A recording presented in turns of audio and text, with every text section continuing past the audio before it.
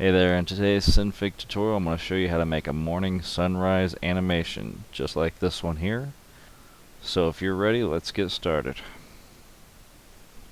Alright, to speed things along, I've already created my sun here, just a yellow circle, and my grass here. From here I actually want to create two gradients, one for the background and one over the grass. So first we'll simply create the background gradient. Click it and drag it down.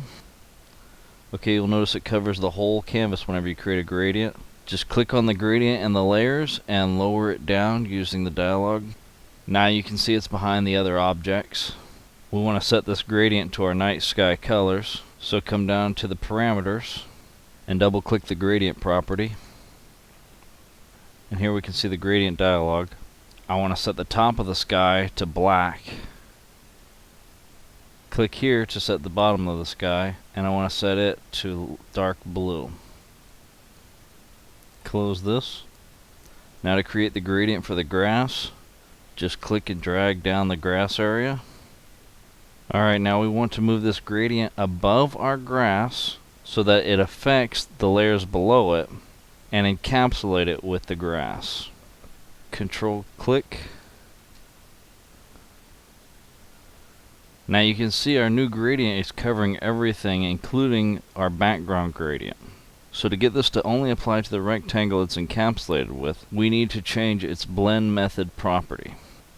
So select the gradient layer, go to the parameters and double click on blend method. There's a lot of options here. Simply choose on to. Great, now let's set the colors for our grass. Double click the gradient color there. And I want to set it dark green at the top and black at the bottom. Click close. I want to move my sun behind the grass, so I'm going to click on the circle layer and move it down below the encapsulation. There we can see it's behind the grass.